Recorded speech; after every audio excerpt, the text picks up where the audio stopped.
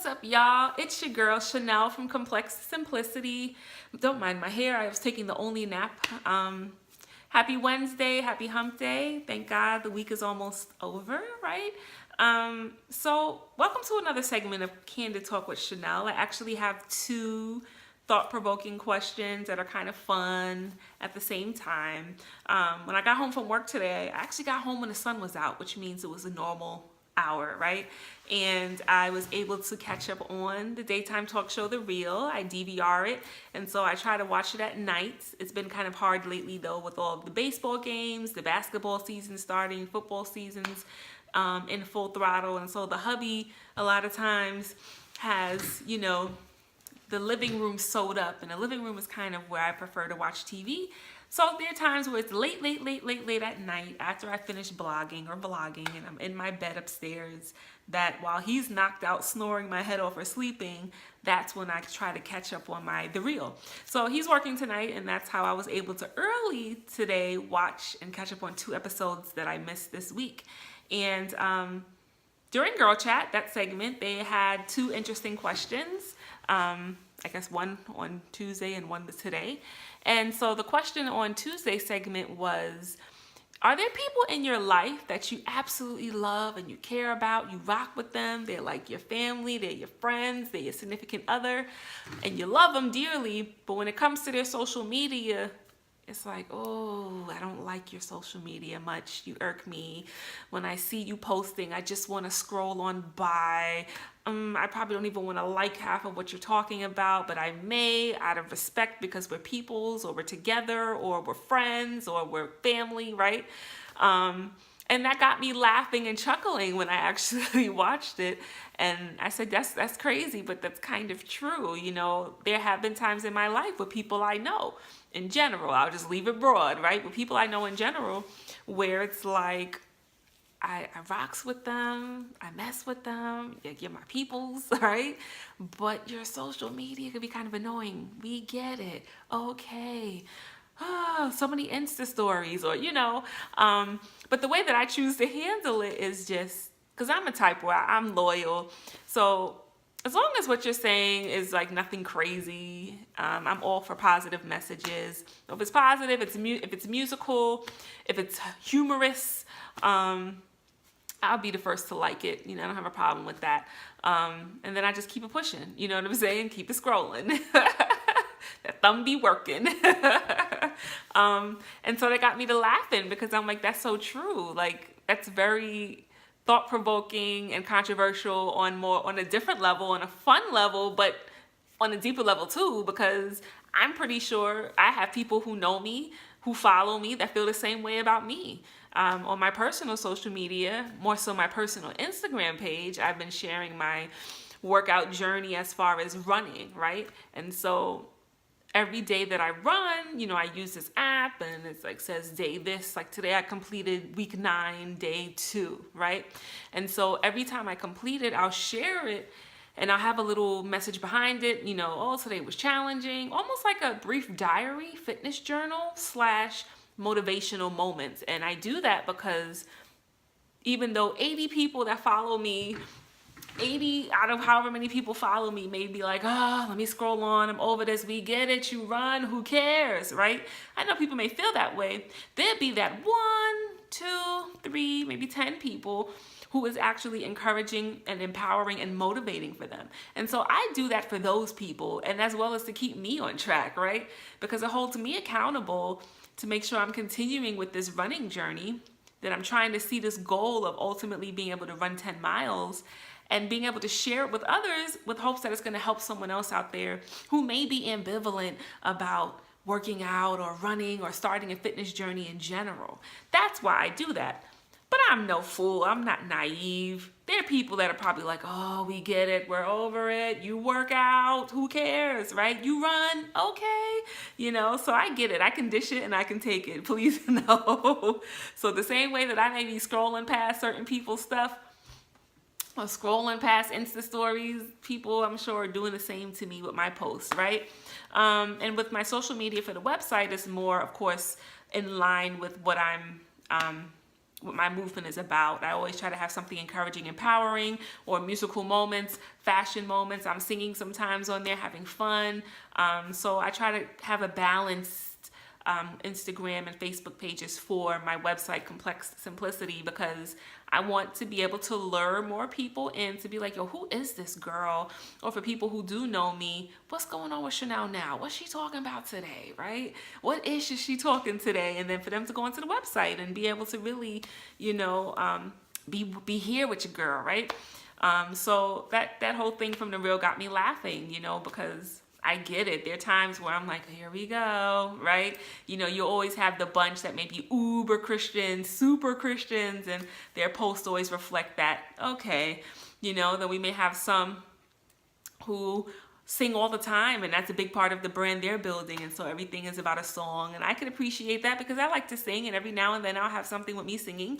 But then you have those that just or extra with it, and you're like, okay, I'm not even listening to this, we're scrolling past, I'm not even clicking on it to hear the audio, we're just gonna scroll, right?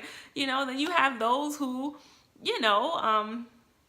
are very braggadocious with their social media. So it's always about where they are, who they're with, what they're doing, almost like, don't you want to be me? Don't you see my life? Yes, lit, and all that kind of craziness. I hate that term, by the way, but that's a lot of what is used in hashtags and everything else. And so you see it all. We all see it all, right? And so that had me laughing because I'm like, that is so true. There are people that I'm really, really cool with, but their social media may low-key annoy me. But like I said, I'm the type where 9 or 10 times, as long as you ain't talking nothing crazy or anything that's against my value system, I will just double tap on your Instagram page or like on the Facebook and keep it pushing, But I thought that was funny. So hit me up and let me know, how do you deal with this? Do you find that the people in your life who you follow on social media, their posts annoy you, or just what their page is about annoys you or gets under your skin, or you don't like it much, you don't think it's a good representation of them? If you do feel this way, how do you handle it? One thing I like to remember, because I know it's many of us out here trying to build brands and movements and flip these ventures that we're doing on the side into legitimate jobs, right? One thing I think is important to remember is that we should be using all of our social media, whether it's the one specifically for whatever it is that we're trying to push or do or build, and even our personal one. It should all support your brand, in my opinion. That's kind of what I'm learning, to make people want to make people feel like, yo, I want to get to know this person more. Who is she? Who is he? Like, I'm kind of like digging what I'm seeing. Let me take a step further. Let me click the link to their website. Let me start to follow them. So you never know, just if we're being strategic with what we're posting, especially for those of us that are out here trying to build brands and whatnot, or gain more attraction to whatever it is that we're doing. I think it's important to be strategic with what we are posting. I try my best to be strategic and to post things that are in alignment with what I stand for. And even on my personal social media, I don't really stray too far away from that, because even I feel like it's the people who know you, they're kind of the hardest to kind of win over and support you with certain things. And so even on my personal social media, every now and then I'm trying to direct people to the website, because you never know, maybe that one day that they see something you posted and they're like, let me just click this and try this out real quick, So just, a word of wisdom to all of us to just make sure that, our social media is also strategic and in alignment with what we're trying to do, and not kind of deterring people from wanting to know more about whatever it is that we're doing. When it comes to building, that is. I'm not just saying have attention just to have attention, but if you do have a brand you're building, if you're like me and you're a blogger, and you're trying to flip this into a coin, I know there are plenty of people who do fashion stuff, people for the singers out there, the actors and actresses out there. Like, our social media, I think, should continue to want to entice people in some way to kind of get to know us a little bit more. That's where we have to be very strategic and have a blueprint for whatever it is we're trying to do. And I know it's easier said than done, because I kind of wing it a lot of times too. But I'm noticing more and more, Chanel, when you just do what comes naturally to you, that's going to naturally attract people to what you're doing. I like to sing. So when I'm in the mood to sing, that may attract people to come and click on complexsimplicity.com. You know, when I do have fashion moments that people are like, that's hot, that automatically I see the views go high. When I have certain thought-provoking quotes that I put up, I see a lot of people respond to that as well. So, you know, just something to think about. And the second thing, a second part of what the reel was talking about in another episode is when you're finding that you're gravitating and moving away from certain people that have been in your life, how do you handle that?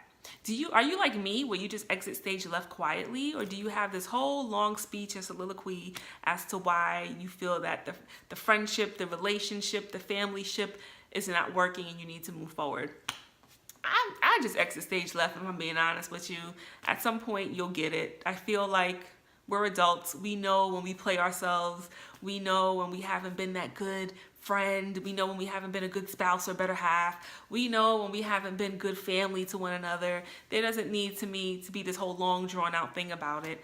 Okay, I'm exiting. I'm done, right? Now, if someone asks me, hey, Chanel, I noticed that, you know, what's going on? Are you upset with me? It seems as if things aren't the same, then absolutely we can talk about it. But I don't feel the need to call you, text you, email you, set up lunch with you to say, I think we're growing apart and I don't know that I want to continue to be as connected. I don't think that I need to do that. 34 years old at this stage in my life, I'm like, we know what time it is. Like, see you when I see you, love is love. I'm over here, you know? That's just me. What are your thoughts on that? Do you feel the need to have the conversation before you kind of back out of the relationship? Or do you feel the need to actually be like me and be like, I'm out. Whenever, by the time they notice it, I'd have been gone for so long anyway, you know?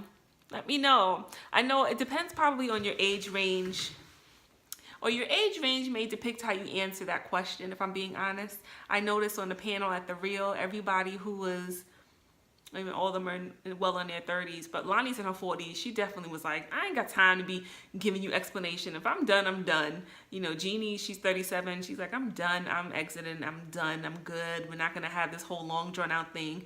You know, I kind of agree with them. Tam kind of said the same thing too, Tamara. Her whole thing was just if the person, like I'm saying, it's like, hey, they keep reaching out and they're wondering why things don't seem the same. Out of respect, I will have a conversation with you.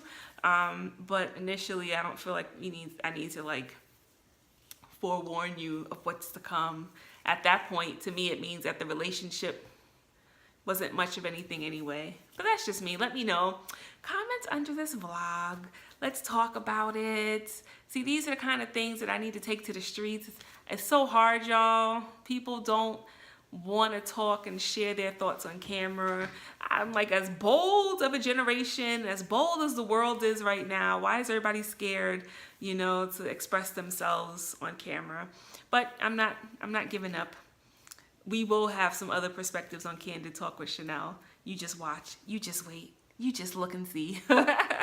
Thanks so much for the love. Don't be shy, and continue to check your girl at complexsimplicity.com. And until next time.